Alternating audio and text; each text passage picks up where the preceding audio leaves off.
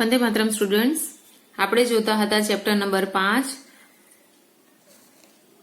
કોરો કાચબો ભીનું ચાંદ. આજે આપણે તેમાં આગળ વધીશું. તેમાં આપેલ છે સૌપ્રથમ એક ગીત. મારા ફળિયાને લીમડે પોપટ રમે, એની ગોળ ગોળ આંખ, એની લીલી લીલી પાંખ, એ તો બોલતો ને ઉડતો સૌને ગમે. મારા ઘરને આંગળે ચકલી રમે, એની ઝીણી ઝીણી આંખ, એની નાની નાની પાંખ, એ તો રમતી ને ઉડતી સૌને ગમે. મારી નાનકડી બહેન ઘરમાં રમે, એની કાલી કાલી બોલી, એની આંખ ભોળી ભોળી, એ તો રમતી ને હસતી સૌને ગમે. આ સુંદર મજાના ગીતના રચયિતા છે ઝીણાભાઈ દેસાઈ. તો આ કવિતાની અંદર વિવિધ પ્રકારના પક્ષીઓની વાત કરવામાં આવી છે. પક્ષીઓની બોલીની વાત કરવામાં આવેલી છે કે મારા આંગણાની અંદર આ બધા પક્ષીઓ રમે છે અને પક્ષીઓની અંદર રહેલી વિશેષતાઓની વાત કરેલી છે. દાખલા તરીકે મારા આંગણામાં પોપટ રમે છે, તો પોપટની કેવી છે આંખ? ગોળ ગોળ છે અને એની પાંખ કેવી છે? લીલા રંગની છે. અને તે બોલતો હોય અને ઉડતો હોય તો બધાને ગમે છે. મારા આંગણામાં ચકલી પણ રમે છે, જેની આંખ કેવી છે? ઝીણી ઝીણી છે. પોપટની આંખ કેવી હતી? ગોળ ગોળ હતી. જ્યારે ચકલીની આંખ કેવી છે? ઝીણી ઝીણી છે અને એની પાંખ પણ કેવી છે? નાની નાની છે. એ રમતી ને ઉડતી હોય તો તે સૌને ગમે.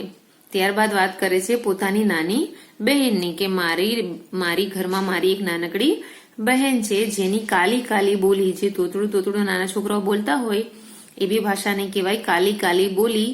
અને એની ભોળી ભોળી આંખ, નાના બાળકોની આંખો કેવી હોય? માસૂમ હોય, એકદમ ભોળી હોય. એટલે કે તેની ભોળી ભોળી આંખ એ રમતી હોય અને હસતી હોય તો તે સૌને ગમે. ત્યારબાદ આપેલ છે લખો કેવી છે પોપટની ગોળ ગોળ આંખ અને લીલી લીલી પાંખ. બરાબર. ચકલીની આંખ કેવી છે?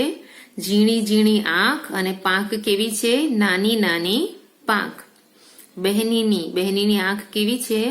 ભોળી ભોળી આંખ અને બોલી કેવી છે? કાલી કાલી બોલી. આ રીતે લખીને આપણે તે ફિલ કરીશું. ત્યારબાદ છે ક્યાં છે? પોપટ ક્યાં છે? તો લીમડે. ચકલી ક્યાં છે? તો ઘર આંગણે. બહેની ક્યાં છે? તો ઘરમાં. બરાબર. એટલે જે આપણે કવિતા જોઈ, ગીત જોયું, એ ગીત પ્રમાણે તેના ઉત્તર લખીશું. સૌને શું ગમે? ઉદાહરણ તરીકે બોલતો અને ઉડતો પોપટ. એવી રીતે ચકલી કેવી ગમે બધાને? રમતી અને ઉડતી ચકલી. બહેની કેવી ગમે સૌને? રમતી અને હસતી. હું બધાને કેવો ગમું? નાચતો અને કૂદતો. બરાબર. ત્યાર પછી જોઈશું ચિત્ર પરથી ખાલી જગ્યા પૂરો. ચિત્ર આપેલું છે પોપટનું અને પ્રશ્ન લખેલો છે પોપટ કેવો છે? તો જવાબ શું આવશે? પોપટ લીલો છે. તે રીતે અહીં ચિત્ર આપેલ છે બે બિલાડીનું. પ્રશ્ન છે કાળી બિલાડી કેવી છે? કેવી છે કાળી બિલાડી? કાળી બિલાડી જાડી છે. તો આપણે અહીં લખીશું કાળી બિલાડી જાડી છે. પ્રશ્ન 2 છે બંનેમાંથી કઈ બિલાડી પાતળી છે? તો કઈ પાતળી છે? સફેદ બિલાડી. તો અહીંયા જવાબ લખીશું સફેદ બિલાડી પાતળી છે. ત્યાર પછીનું ચિત્ર છે હાથી અને ઘોડાનું. પ્રશ્ન છે હાથી કેવો છે? તો શું લખીશું જવાબ? હાથી મોટો છે. બંનેમાંથી નાનું કોણ છે? કોણ છે નાનું? ઘોડો. તો ઉત્તર લખીશું ઘોડો નાનો છે. ત્યાર પછીનો પ્રશ્ન છે, આ ચિત્ર છે 3 ચકલીઓનું અને પ્રશ્ન છે કેટલી ચકલીઓ છે? તો ઉત્તર લખીશું 3 ચકલીઓ છે. ચિત્ર છે એક જાડા માણસનું અને એક પતલા માણસનું. બરાબર. તો પ્રશ્ન છે લોંગજી કેવા છે? એટલે લાંબુ. લોંગજી કેવા છે? કેવા છે લોંગજી? તો લોંગજી ઊંચા છે. લોંગજી કેવા છે? ઊંચા છે. બંનેમાંથી નીચું કોણ છે? નીચું કોણ છે? શોર્ટજી. તો ઉત્તર આવશે શોર્ટજી નીચા છે. ત્યાર પછીનું ચિત્ર છે 2 પીંછાનું. તો કાગડાનું પીંછું કેવું છે? કેવું છે કાગડાનું પીંછું? ટૂંકું છે. તો લખીશું પીંછું ટૂંકું છે. કયું પીંછું લાંબુ છે? તો મોરનું પીંછું લાંબુ છે. આ રીતે આપણે લખીને આને ફિલ કરીશું. ત્યારબાદ આપેલ છે ઉદાહરણ મુજબ વાક્ય બોલો. ચોક જાડો છે, બોલપેન પતલી છે. એ રીતે સસ્તું, મોંઘું, ભારે, હલકું, ઊંચું, નીચું અને નાનું, મોટું એ પરથી બનાવવાના છે. તો એ પરથી આપણે કેવા વાક્યો બોલી શકીએ કે લોખંડ સસ્તું છે, લાકડું મોંઘું છે, ટેબલ ભારે છે, ખુરશી હલકી છે, કબાટ ઊંચું છે, પાટલી નીચી છે, ટેબલ મોટું છે, ખુરશી નાની છે. આ રીતે એના વાક્ય બનાવી શકીએ. ત્યાર પછીની પ્રવૃત્તિ છે વાંચો અને સમજો. અહીંયા વાક્ય આપેલા છે અને શાના વિશે અને શું કહ્યું છે તે લખવાનું છે. પહેલું વાક્ય છે બિલાડી રમે છે.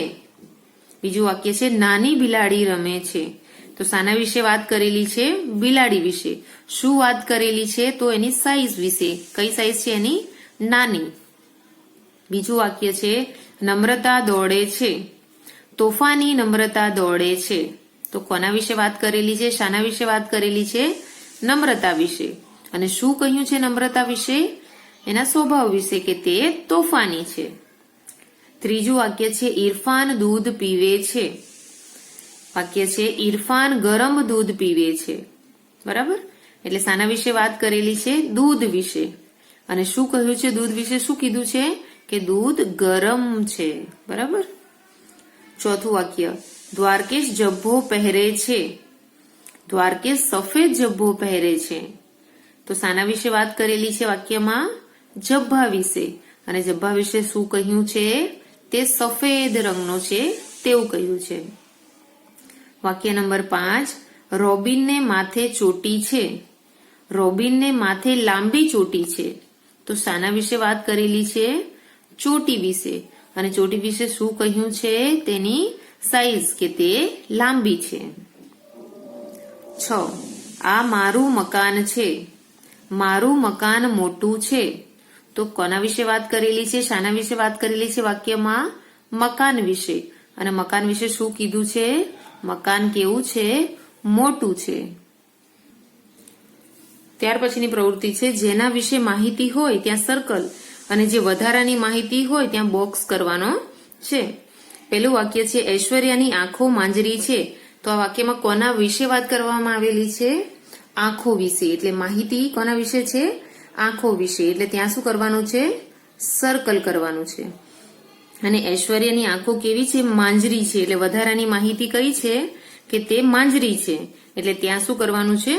બોક્સ કરવાનું છે, ખાનું કરવાનું છે. બરાબર? એ રીતે બીજું વાક્ય આધ્યા ચંચળ છોકરી છે. તો શાના વિશે વાત માહિતી શાના વિશે આપેલી છે? છોકરી વિશે માહિતી આપેલી છે. એટલે છોકરી પર કરીશું સર્કલ. અને વધારાની માહિતી કઈ છે? કે તે ચંચળ છોકરી છે. છોકરી તો છે પણ કેવી છે? ચંચળ છોકરી છે, જે વધારાની માહિતી છે. એટલે ત્યાં કરીશું બોક્સ.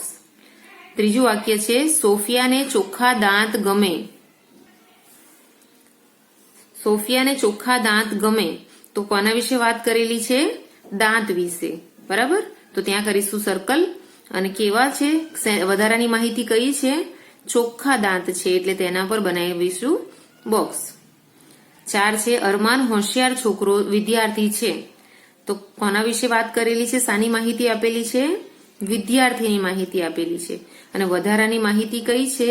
કે તે હોશિયાર છે. એટલે ત્યાં બનાવીશું આપણે બોક્સ. 5 દ્વિજ વિજ્ઞાન વાર્તાઓ વાંચે છે. તો શાના વિશે વાત કરેલી છે? મુખ્ય વાત કઈ છે? વાર્તાઓ વિશે. અને વધારાની માહિતી કઈ છે? કે તે વિજ્ઞાનની વાર્તાઓ વાંચે છે. તે છે વધારાની માહિતી. એટલે ત્યાં કરીશું બોક્સ. પરિતાએ સુંદર દ્રશ્ય જોયું. તો શાના વિશે વાત કરવામાં આવેલી છે વાક્યમાં? દ્રશ્ય વિશે. વધારાની માહિતી શું છે? એ સુંદર દ્રશ્ય છે. એટલે એના પર બનાવીશું બોક્સ. દાદાની ફાંદ ગોળ મટોળ છે. બરાબર? તો શાના વિશે વાત કરવામાં આવેલી છે? ફાંદ વિશે. તો ત્યાં કરીશું સર્કલ. અને વધારાની માહિતી શું છે? કે ફાંદ કેવી છે? ગોળ મટોળ છે. તો ત્યાં બનાવીશું બોક્સ. ત્યાર પછી કરવાનું છે યોગ્ય વિકલ્પ મૂકીને ખાલી જગ્યા પૂરવાની છે. પહેલી ખાલી જગ્યા છે નવ્યાએ બટન ટાંકવા ખાલી જગ્યા દોરો લીધો. તો પાતળો, પાતળા કે પાતળો? બરાબર. કયો દોરો લીધો? પાતળો દોરો લીધો. કારણ કે એક જ દોરાથી ટાંકી શકાય ને, બહુ બધા દોરાની જરૂર છે નહીં, એટલે પાતળો દોરો લીધો. તો સાચો ઉત્તર છે પાતળો. અહીંયા લખીશું આપણે. બીજું વાક્ય છે મિલિંદે ખાલી જગ્યા સાપ પકડ્યો. મિલિંદે ખાલી જગ્યા સાપ પકડ્યો. પકડ્યો શબ્દ છે એટલે શું આવશે? એક સાપ પકડ્યો. બરાબર. અગર એમ લખેલું હતું કે સાપ પકડ્યા તો 2 કે 3 આવી શકે, પણ પકડ્યો લખેલું છે એટલે શું આવશે? 1. જેઠાલાલે ખાલી જગ્યા લસ્સી પીધી. ઠંડી, ઠંડુ કે ઠંડુ. લસ્સી શબ્દ કેવો છે? સ્ત્રીલિંગ છે એટલે શું આવશે તેની સાથે? ઠંડી લસ્સી પીધી. બરાબર. દૂધ હોય તો આપણે લખી શકીએ ઠંડુ દૂધ પીધું, પણ લસ્સી શબ્દ કેવો છે? સ્ત્રીલિંગ એટલે એની સાથે આવશે ઠંડી લસ્સી પીધી. 4 નંબરનું વાક્ય છે સુષ્મિતા ખાલી જગ્યા મરચું ખાઈ શકે છે. તો તીખું મરચું, તીખી મરચી કે તીખા મરચા. બરાબર. તો શું આવશે? તીખું મરચું ખાઈ શકે છે. મરચું લખેલું છે એટલે તીખું આવશે. મરચી લખેલી હોય તો તીખી લખી શકીએ આપણે. બરાબર. મરચા લખેલું હોય તો તીખા લખી શકીએ આપણે, પરંતુ અહીં એક વચન છે મરચું એટલે તીખું આવશે. 5મા નંબરની ખાલી જગ્યા છે ખાલી જગ્યા ઓફિસમાં કૃતિકા અને દેવાંશી બેઠા. તો મોટા, મોટી કે મોટું. બરાબર. મોટા ઓફિસમાં નહીં આવી શકે કારણ કે ઓફિસ શબ્દ કેવું છે? સ્ત્રીલિંગ છે એટલે મોટી ઓફિસમાં બેઠા. બરાબર. 6. ઝાડનું થડ ખાલી જગ્યા છે. તો ઝાડનું થડ કેવું છે? જાડું છે. જાડી સ્ત્રીલિંગ. થડ માટે જાડી થડ શબ્દ સ્ત્રીલિંગ નથી એટલે જાડી વાપરી શકાય નહીં. જાડા પણ 2-3 થડની વાત કરવામાં આવેલ નથી એટલે જાડા પણ આવી શકે નહીં. એક જ થડની વાત છે એટલે શું આવશે? જાડું છે. ડોશીમાના માથાના વાળ ખાલી જગ્યા છે. ધોળું, ધોળા કે ધોળી. વાળ શબ્દ કેવો છે? વાળ શબ્દ છે પુલ્લિંગ એટલે એની સાથે શું આવશે? ધોળા છે. બરાબર. કારણ કે વાળ માથામાં એક તો નહીં હોય ને, ઘણા બધા હોઈ શકે ને, એટલે તેના માટે શું આવશે? ધોળા છે. ધોળું એક વસ્તુ હોય તો ધોળું વપરાય, પરંતુ વાળ તો ઘણા બધા હોય એટલે શું વપરાય? ધોળા છે. બરાબર. અને વાળ શબ્દ સ્ત્રીલિંગ નથી એટલે એના માટે ધોળી શબ્દ આવી શકે નહીં. મારી બોલપેન ખાલી જગ્યા છે. સસ્તી, સસ્તું કે સસ્તા. મારી બોલપેન. બોલપેન શબ્દ શું છે? સ્ત્રીલિંગ છે એટલે એની સાથે શું આવી શકે? સસ્તી આવી શકે. બરાબર. મારી બોલપેન સસ્તા છે એવું કહી શકાય નહીં, કે સસ્તું છે એવું પણ કહી શકાય નહીં. સસ્તી છે. ત્યાર પછી છે ફકરો વાંચો અને અનુલેખન કરો. પહેલા આપણે ફકરો વાંચી જઈશું. કાળો કાગડો બગીચામાં સફેદ સસલા સાથે ફરવા નીકળ્યો. તેઓ હળવી કસરત કરતા હતા. કાગડાને અચાનક ચક્કર આવ્યા. સસલાએ તેને કડવી દવા આપી. કાગડાએ તો મોં બગાડ્યું એટલે સસલાએ તેને ગળ્યા લાડવા જમાડ્યા અને સસલાએ લાલ ગાજરની મજા માણી. પછી બંને ઘરે ગયા. શું કરવાનું છે? પ્રવૃત્તિમાં શું આપેલું છે? માત્ર તે વાંચવાનું છે અને અહીં આપેલ સ્પેસમાં એ ફકરાને પાછું લખવાનું છે. આ કોઈ પણ મેં નિશાન દર્શાવેલા છે તેવા દર્શાવવાના નથી. માત્ર ફકરો વાંચવાનો છે અને અહીં લખવાનો છે. હવે જે મેં સર્કલ અને સ્ક્વેર શેપ કરેલા છે તે શાના માટે કરેલા છે તે નીચે વાળી આપણે એક્સરસાઇઝ જોઈશું ત્યારે ખ્યાલ આવશે. તમે અનુલેખન કરેલા ફકરાના વાક્યોમાં જેના વિશે માહિતી હોય ત્યાં સર્કલ અને જે વધારાની માહિતી હોય ત્યાં સ્ક્વેર કરવાનું છે. રેક્ટેંગલ શેપ એટલે લંબચોરસ કરવાનું, ખાનું બનાવવાનું છે. હવે જે ફકરો તમે ઉપરવાળો અહીંયા લખી નાખો એ લખ્યા પછી તમારે આ પ્રવૃત્તિ કરવાની છે, આ એક્સરસાઇઝ કરવાની છે કે જે મુખ્ય માહિતી છે ત્યાં તમારે સર્કલ અને વધારાની માહિતી છે ત્યાં તમારે ખાનું કરવાનું છે. પરંતુ આ ફકરામાં નહીં, પરંતુ અહીંયા તમે જે ફકરો લખો ત્યારે તમારે આ વસ્તુઓ સાથે કરીને લખવાની છે. બરાબર. આ એક્સરસાઇઝ અનુસાર હવે આગળ જોઈએ.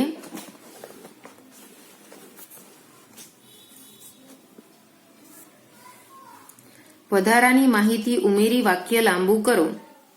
મારા ઘરે ગાય છે. મારા ઘરે સફેદ ગાય છે. વધારાની માહિતી આપણે એડ કરવાની છે. આકાશમાં પક્ષી ઉડે છે. આકાશમાં 3 પક્ષી ઉડે છે. સુરેન્દ્રએ પતંગ ચગાવ્યો. સુરેન્દ્રએ ગુલાબી પતંગ ચગાવ્યો. દાદીએ લાડવા વહેંચ્યા. દાદીએ 1000 લાડવા વહેંચ્યા. એટલે આમાં વધારાનો શબ્દ કયો, વધારાની માહિતી કઈ છે એના નીચે આપણે અંડરલાઈન કરતા જઈશું. મીના અને રેણુકાએ રંગોળી પૂરી.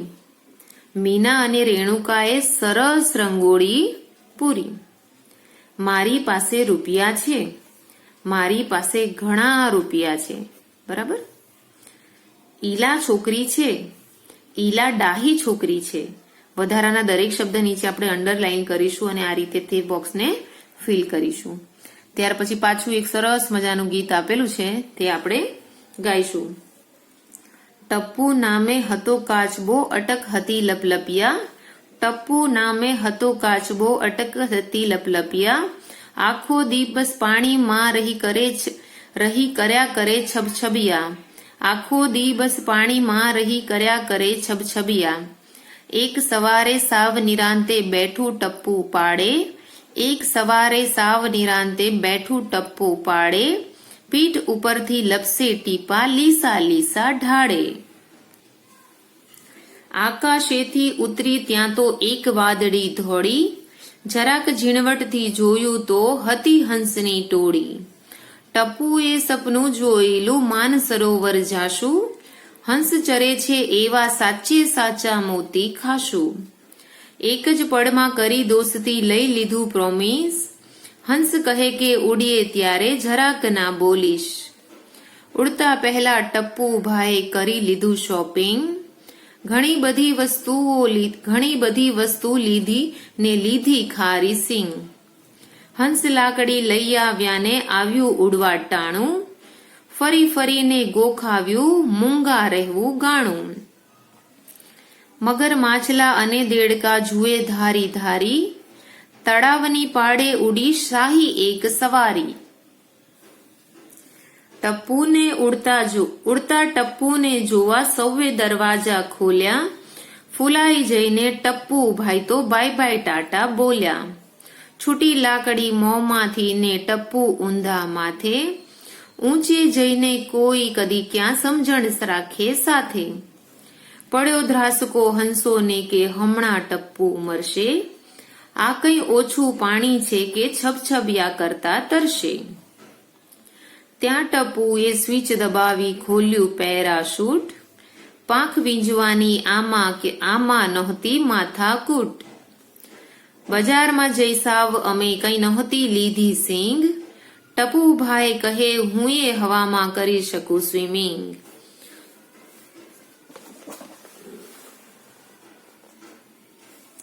હતી વાર્તા જૂની જેમાં ઘણા કાચબા મરતા. ટપ્પુભાઈ તો આકાશેથી પીછા જેમ ઉતરતા. નીચે ઉતરી ટપ્પુભાઈ તો ગંગાજીમાં નાહ્યા.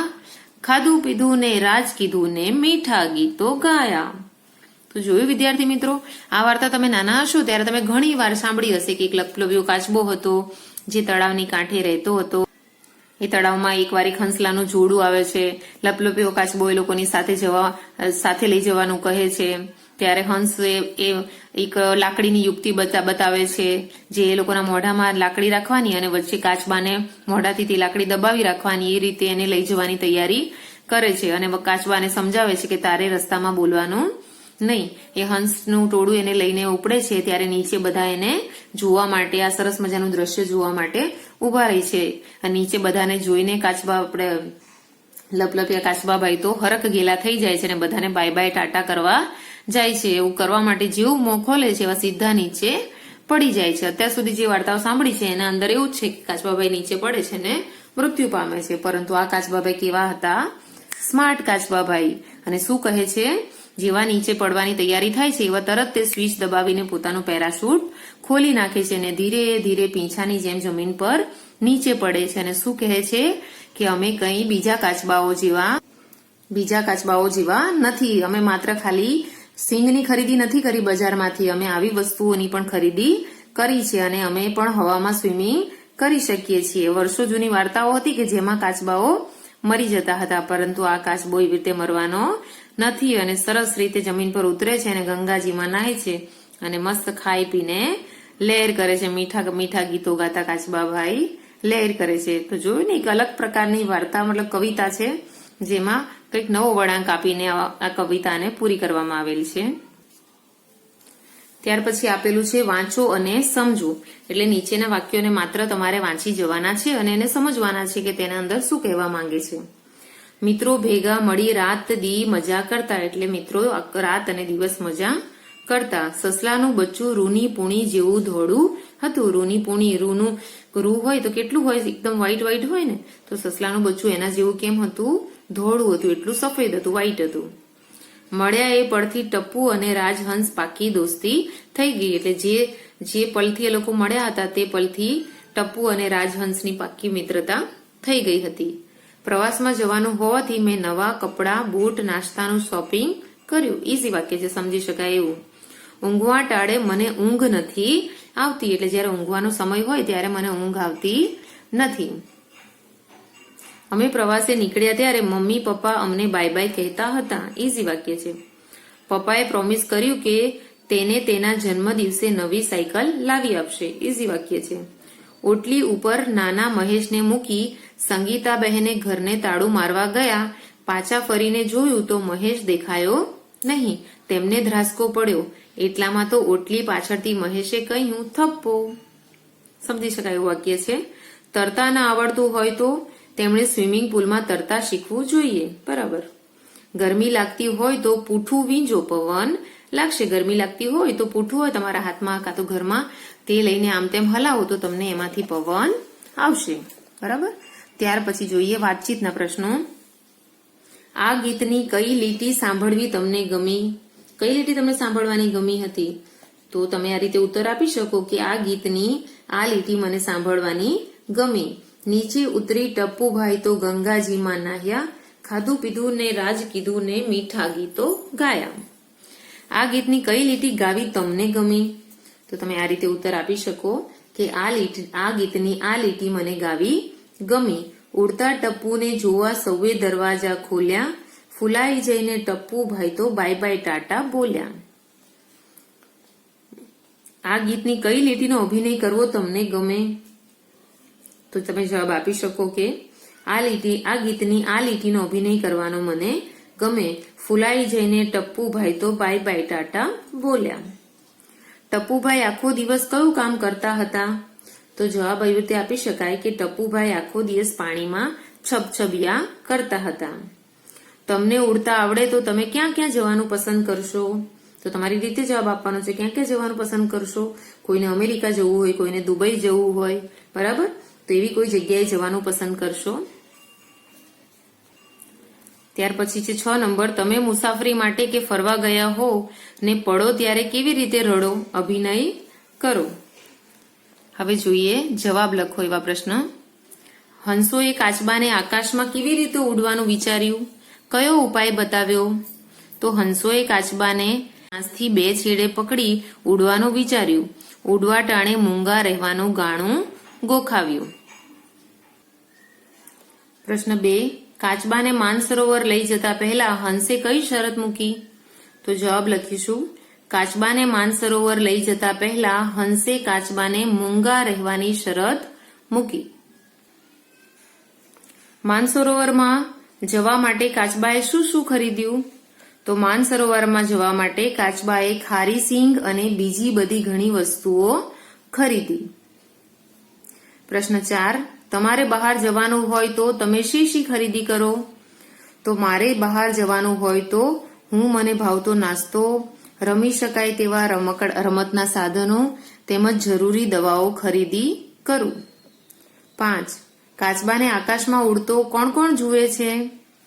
તો જવાબ આવશે કાચબાને આકાશમાં ઉડતા મગર, માછલા અને દેડકા જુએ છે.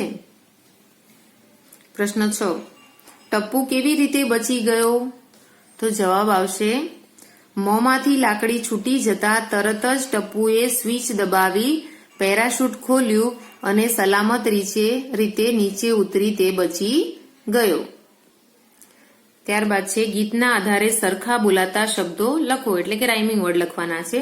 લબલબિયા તો છબછબિયા, એ રીતે પાડે તો ઢાળે, ધોળી તો ટોળી, જાસુ તો ખાસું, ટાણું તો ગાણું, ઘારી તો સવારી, આવ્યું તો ગોખાવ્યું, ખોલ્યા તો બોલ્યા, માથે તો સાથે, મરશે તો તરશે, મરતા તો ઉતરતા, નાહ્યા તો ગાયા અને પેરાશૂટ તો માથાકૂટ. ત્યારબાદ આપેલ છે કાશવાભાઈ હંસો પાસે ગયા તેનું નાટક કરો, સંવાદ આગળ વધારી વર્ગખંડમાં ભજવો. એટલે કે અહીં જે આપેલ છે વાર્તા એને તમારે ઘરે તમારા ભાઈ બહેન સાથે અથવા મિત્રો સાથે અભિનય કરીને ભજવવાની છે. ટપુભાઈ કેમ છો હંસભાઈ? મારે તમારું થોડું કામ છે. હંસભાઈ કહે બોલો ટપુભાઈ. ટપુભાઈ કહે તમે લઈ જાઓ તો મારે પણ માનસરોવર આવવું છે. હંસ કહે જુઓ અમે તો લઈ જઈએ પણ એક શરત, તમારે રસ્તામાં એકદમ ચૂપ રહેવાનું. ટપુભાઈ કહે એ તમારે ચિંતા ન કરો. આ વાર્તાને અહીંથી તમારે આગળ વધારવાની છે અભિનય કરીને, બરાબર. ત્યારબાદ આપેલ છે વાંચો, વિચારો, કહો, લખો. એક સુંદર મજાનું ચિત્ર આપેલું છે અને એના નીચેનું લખાણ જોઈએ તો આપણને ખ્યાલ આવશે કે શું લખેલ છે. અદ્વૈત પતંગિયું બન્યો અને પ્રતીક્ષા વંદો બની. તેઓ 2 મિનિટ આંખ બંધ કરીને બેઠા. પછી પોતાના જૂથમાં નીચે પ્રમાણે રજૂઆત કરી. એટલે એક છોકરો અને એક છોકરી શું કરે છે? અભિનય કરે છે વંદા અને પતંગિયાનું. અદ્વૈત કહે છે મેં તો એક પછી એક ફૂલ પર જવા ઉડાઉડ કર્યું. ફૂલ પર બેસીએ ત્યારે તો મલમલની ગાદી જેવું લાગે. ગાદી પર બેઠા બેઠા મેં તો ધરાઈને જાત જાતના રસ પીધા. ધરાઈ ગયા પછી હું તડકો ખાવા બેઠું. તડકો વધ્યો એટલે મેં ગોગલ્સ પહેરી લીધા. પવન ધીમો હતો. હું હિંચકતો હોઉં એમ લાગતું હતું. હિંચકે ઝૂલવાની તો ખૂબ મજા પડી. એટલામાં જોરદાર પવન આવ્યો. હું તો પાંખડીએ ચોંટી જ પડ્યું. પછી મને બીજા ફૂલોના રસ ચાખવાનું મન થયું. હું પડોશના બગીચે જવા ઉડ્યું. ત્યાં રસ્તામાં દરિયો આવ્યો. આખો દરિયો ખેડીને હું સૂર્યાબહેનના બગીચે પહોંચ્યું. અદ્વૈત કોણ બનેલું છે? પતંગિયું બનેલું છે. એટલે પતંગિયું બનીને એ શું ફીલ કરે છે તે અહીં લખેલું છે. ઓકે, અહીં દેખાયેલા શબ્દો તમને વંચાઈ રહ્યા છે ને? ઓકે, એટલે કે તે પતંગિયું બનીને શું ફીલ કરે છે તે અહીં લખેલ છે. ત્યારબાદ જોઈએ પ્રતીક્ષા. પ્રતીક્ષા શું બનેલી છે? વંદો બનેલી છે. હવે એ શું અભિનય કરે છે તે જોઈએ. તને બીક ના લાગી? કોઈ દવા છાંટી દે તો? અદ્વૈત કહે શાની બીક? હું તો માસ્ક પહેરું છું ને. તો એ અભિનય ત્યાં પૂરો થાય છે અને ત્યારબાદ આપેલું છે લખો. વંદો બનેલી પ્રતીક્ષાએ શું કહ્યું હશે? લખો. બરાબર, તેને કીધું હું તો માસ્ક પહેરું છું. હવે વંદો બનેલી પ્રતીક્ષા તેનો શું જવાબ આપે છે તે તમારે જાતે ઇમેજિન કરીને લખવાનું છે. તો પ્રતીક્ષા શું કહી શકે? અરે માસ્ક પહેરવાથી તો સૂક્ષ્મ જીવાણુ શ્વાસમાં ન જાય. એ બગીચામાં બીજા પતંગિયા હોય તો તને ત્યાં એમના બગીચામાં રહેવા દે ખરા? તને માસ્ક પહેરવું જોઈએ, એ ડરી જાય નહીં. બરાબર, શું કહે છે કે ત્યાં બીજા પતંગિયા પર રહેતા હોય તો તને માસ્ક પહેરેલું જોઈને એ લોકો ડરી નહીં ગયા હોય તેવી વાત એ કરશે. પતંગિયું શાના પર હીંચે છે?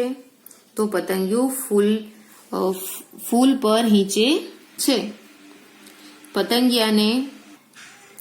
પતંગિયાને દરિયો લાગ્યું તે શું હશે? તો પતંગિયાને દરિયો લાગ્યું તે બગીચામાંનો ફુવારો હશે. આ રીતે તમારે પણ જૂથમાં કામ કરવાનું છે. અળસિયું, દેડકો, મકોડો, કીડી, ફૂદુ જેવા જીવજંતુ બનવાનું છે અને થોડી વાર એ જીવજંતુ બનીને વિચારવાનું છે. બરાબર, એટલે આવું કાર્ય તમારે ઘરે કરવાનું છે. ત્યાર પછી જોઈએ નકામો શબ્દ છેકો અને મોટેથી વાંચો. એક જંગલ હતું, તેમાં તેની એક સસલું રહેતું હતું. તેની સસલું આવે નહીં, તેમાં એક સસલું રહેતું હતું. એટલે તેની શબ્દ શું છે? નકામો છે. એટલે આપણે એને પૂરો છેકી દઈશું.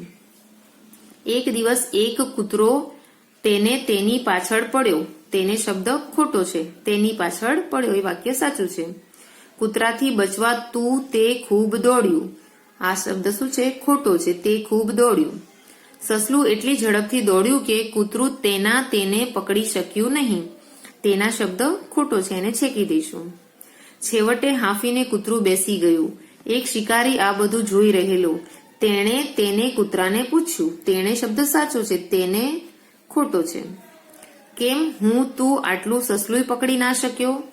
હું આવશે નહીં, કારણ કે તે કૂતરાને પૂછે છે એટલે હું આવે નહીં. તું આટલું સસલું ના પકડી શક્યો, તે વાક્ય બરાબર છે.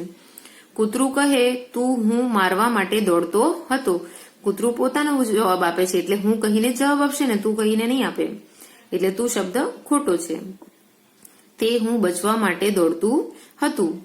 હું મારવા દોડતો હતો, પરંતુ તે બચવા માટે દોડતું હતું, એટલે અહીંયા હું શબ્દ ખોટો છે, એટલે તેને આપણે છેકી દઈશું. હવે નીચે લખેલું છે મોટેથી ગાઓ. ચકાચક ચકરી, હરતી ફરતી બકરી, ખટાખટ વાદળા, ધડાધડ દડી પડ્યા. વાઘ હરતો ફરતો, મીઠાઈ શોધતો કૂતરો, સિંહથી ડરતા ડરતા, તારા બધા ખરતા. આને તમારે મોટેથી ગાવાનું છે. હવે આપેલ છે શું કેવું છે તે કહો. લીસું કે ખરબચડું? ચોપડીનું પૂઠું કેવું છે? લીસું છે. નોટનું પાનું કેવું છે? લીસું છે. તમારા ગાલ લીસા છે. તમારી મમ્મીના ગાલ લીસા છે. પોચું કે કઠણ? કાચું પપૈયું કેવું છે? કઠણ છે. પાકું પપૈયું પોચું છે. ગાલ કેવા છે? પોચા છે. હથેળી કેવી છે? કઠણ છે. સુગંધવાળું કે દુર્ગંધવાળું? એઠવાડ કેવો છે? દુર્ગંધવાળો. દાળ કેવી છે? સુગંધવાળી. ધોયેલા વાળ કેવા છે? સુગંધવાળા. અને ધોયા વગરના વાળ કેવા છે? દુર્ગંધવાળા. એટલે આ રીતે તમારે તેને નોટની અંદર લખવાનું છે, આખું વાક્યને દુર્ગંધ અને સુગંધ એ રીતે કરીને. હવે જોઈએ આપણે એક રમૂજ, જેના અંદર આપેલું છે હસો. શિક્ષક કહે છે ફટાફટ પેન્સિલ આપ. ગુરુ કહે છે સર તમારી પાસે જ છે. શિક્ષક કહે ક્યાં છે? ગુરુ કહે તમારા કાન પર. શિક્ષક કહે ઉતાવળ છે, જલ્દી બોલ, કયા કાન પર છે? બરાબર. તો અહીંયા સંપૂર્ણપણે પાઠ પૂરો થાય છે. નેક્સ્ટ વિડીયોની અંદર આપણે નવું ચેપ્ટર જોઈશું. Bye students.